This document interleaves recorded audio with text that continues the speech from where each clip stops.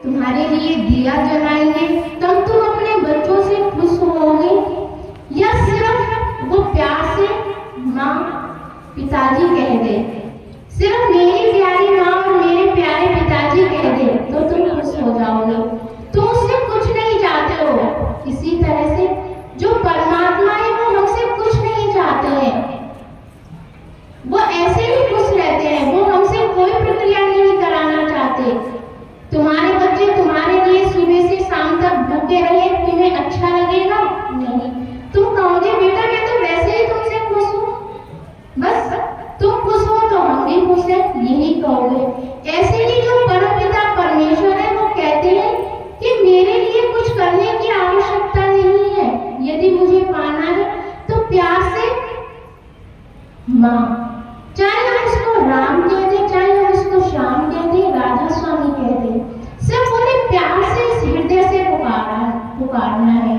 जैसे वो राम राम की जगह वो वाल्मीकि जी को मरा मरा कहकर भी मिल गया, तो उन्होंने इसका अर्थ ये नहीं निकाला, उन्होंने सिर्फ वाल्मीकि का भाव देखा, उनकी हृदय की कोमलता देखी, तो वो मरा मरा से भी मिल गया। राम की आवश्यकता ही नहीं रही।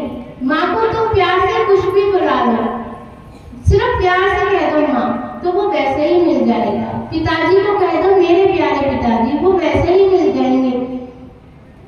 तो इसी तरह से परमात्मा है, सिर्फ उसको कोमल हृदय से पुकारना है, उसको अपने हृदय की जो मैल है सिर्फ उसको मिटाना है। कहते हैं कि नहाए कौन से हरि मिले तो मैं नहाऊं 100 बार, हरि तो मिले पावन हृदय से प्यारे मन का मैल उतार। केवल हमें मन का मैल उतारना है, सिर्फ हमें क्या करना है, अपने अंदर का वो मैल निकालना है। तो परमात्मा का दरवाजा तो खुला ही हुआ है, और वो दरवाजा कहीं बाहर नहीं खुलता है, वो दरवाजा हमारे इस शिव नेत्र पर, इस 10वें द्वार पर हमारे भीतर खुलता है।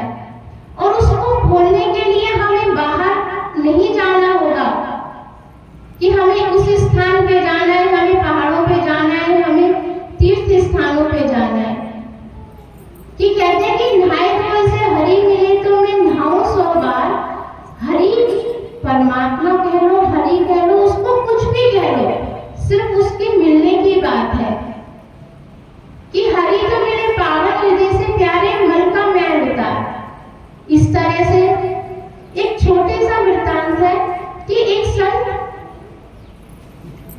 एक जगह पर भजन सिमरन कर रहे थे। बहुत से साधु लोग और बहुत से तीर्थ स्थान के लिए, गंगा स्नान के लिए जा रहे थे। उन्होंने बड़े ही सरल स्वभाव से कहा संत जी से कि आप भी हमारे साथ यात्रा पर चले। तो संत जी ने उत्तर दिया कि मैं तो भजन में लीन हूँ, यदि आपको कुछ करना है तो ये मेरा पास एक करेला है, इसको ले जाकर आप मेरे स्थान पर दर्शन करा लाना और स्नान करा लेना और वापस मुझको दे देना। सभी लोग साधु थे और जो भी और अन्य व्यक्ति थे उस करेले को लेकर के चले गए। जहाँ पर उन्होंने दर्शन करे, जिस भी स्थान पर गए, अयोध्या गए, राम जन्मभूमि गए, और भी अनेक स्थानों पर गए कि मथुरा गए, वृंदावन गए, जमुना जी पे गए, हरिद्वार गए, जहाँ पर भी उन्होंने जो भी उनके तीर्थ स्थान थे वहाँ पर उन्होंने दर्शन कराए करेले को और स्नान कराया। और जब वापस लौटे तो संत जी को उन्होंने दे दिया। तो जब संत जी ने लिया तो उन्होंने सभी से कहा आप जा रहे हो तो प्रसाद तो लेते जाओ। उस करेले को छोटे छोटे टुकड़ों में बांट दिया और सभी को प्रसाद के तौर पर दे दिया। जब सभी ने खाया तो उन्होंने कहा ये तो कड़वा है। तो संत जी ने बड़ी ही प्यारी सी मीठी सी बात कही। उन्होंने कहा आपने इसको तीर्थ स्नान कराया, इतना स्नान कराया, कम से कम आपको 1 महीने तक इसने स्नान किया, दर्शन किए। जब ये सब्जी होकर के इसने अपना परिवर्तन नहीं किया, इतना स्नान के बाद भी इसमें कोई मिठास नहीं आई, तो फिर आप क्या सोचते हो कि आप जैसे गए थे क्या वो सब प्रक्रिया करने से आप में कुछ अंतर आया है? यदि इस करेले में अंतर नहीं आया तो आप में कितना अंतर आया है। यदि वो प्रक्रिया करनी है तो अपने अंदर में करो, क्योंकि बाहर की प्रक्रिया से कि कहते हैं कि जो बाहर का जल है, अगर वो पाप ऐसे ही होता, यदि हमारे पाप ऐसे ही कट जाते तो जितने भी जल जीव हैं सभी की मुक्ति हो जाती। कितने उसमें मेढक है, मछली है और भी अन्य उसके अंदर जीव है, तो सभी तर जाते, तो सभी परमात्मा के धाम पहुंच जाते। तो संतों की बातें समझने के लिए हमें विराटता चाहिए। कहते हैं परमात्मा बहुत विराट है और जो हमारा मस्तिष्क है, हमारा जो दिमाग है, वो छोटे स्तर पे है। सिर्फ वो छोटा ही सोच सकता है। उस विराट को जानने के लिए अपनी बुद्धिमत्ता को विराट करना पड़ेगा। असलियत को जानने के लिए हमें विराट होना पड़ेगा, नहीं तो हम इसी 84 लाख जियादून में भटकते रहेंगे और जहां से आए हैं वहीं चले जाएंगे। एक बार किसी ने महात्मा बुद्ध से कहा, एक राजा ने, कि मेरे पिताजी मर गए हैं, उनकी आत्मा शुद्धि के लिए आप इतने बड़े संत हैं, महात्मा हैं, तो मैंने आपका बहुत नाम सुना है कि आप मेरे पिताजी की आत्मा शांति के लिए हवन पाठ पूजा कर सकते हो। महात्मा बुद्ध ने कहा, हाँ ठीक है, कर दूंगा, मगर मेरे लिए सामग्री लेके आओ। तो उन्होंने कहा कि एक घड़े में पत्थर कंकड़ भर के लाओ और उसका मुंह बांध लाओ और एक घड़े में घी रख करके लेके आओ और नदी के पास में आओ। जब राजा नदी के पास लेकर के गया दोनों घड़ों को, तो उन्होंने पानी में डालकर डंडे से दोनों घड़ों को तोड़ा।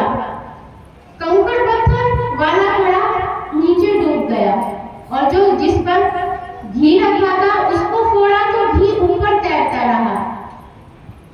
तो उन्होंने कहा महात्मा बुद्ध ने कि ये क्या हुआ?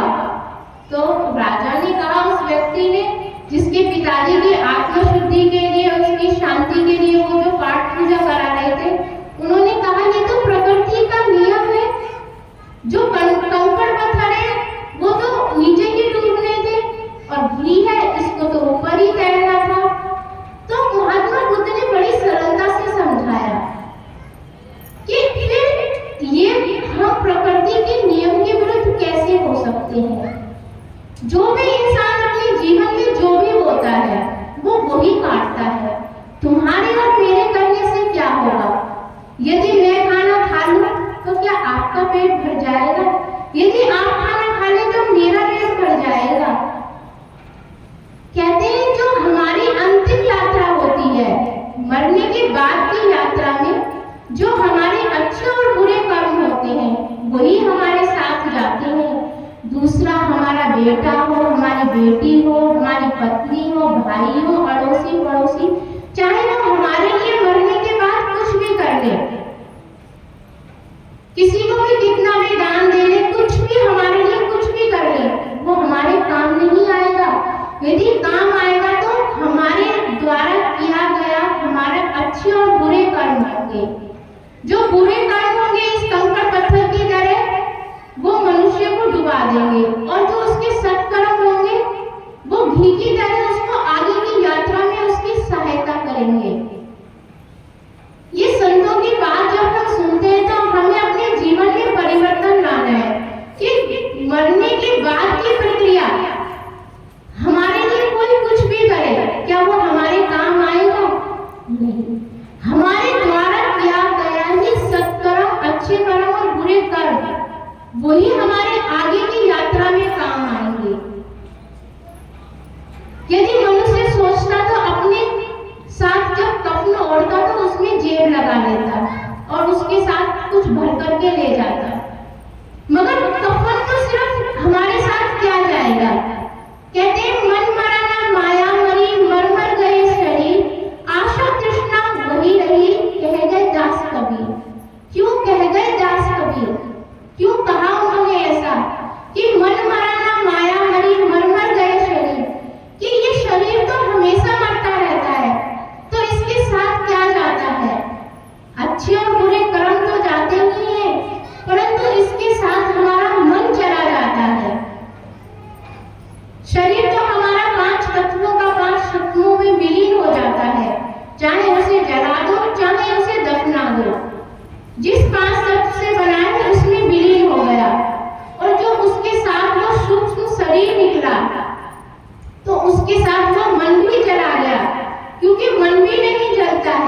और जो वो मन है, वही जब मनुष्य को सत्संग की समझ नहीं होती है, जानकारी नहीं होती है, तो वो मन ही इच्छा पैदा करके उस सूक्ष्म शरीर से कहवाता है, मैं भूखा हूँ, मैं प्यासा हूँ, मुझे कपड़े चाहिए, मुझे ये चाहिए, मुझे ऐसा चाहिए, मुझे वैसा चाहिए।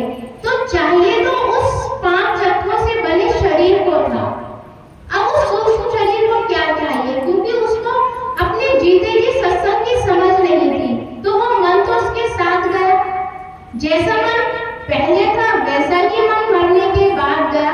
तो जब वो इच्छाएं प्रकट करता है, तब हमें ऐसा लगता है कि ये कुछ कह रहा है। यदि उसे अपने जीते जी सत्संग की समझ आ जाए, उस कहते हैं कि जब हम सत्संग में आते हैं तो कहते हैं कि मन को मारो, कि जब मन के अंदर पैदा होने वाली इच्छाएं, भावनाएं, कहते हैं कि परमात्मा कैसा मिलता है। जब विचार आने बंद हो जाते हैं, हम शून्य की स्थिति में पहुंच जाते हैं। जब हम शून्य की स्थिति में जाते हैं तो वो स्थिति को ही हम परमात्मा को पाना कहते हैं। जब विचार आने समाप्त हो जाते हैं, माला जप रहे हैं मगर हमारा ध्यान बाहर है। एक बार माला जप ली, 2 बार जप ली, 4 बार जप ली, तो मन क्या जप पा रहा है? मन तो गिनती गिनवा रहा है। फिर हम कहते हैं हमारा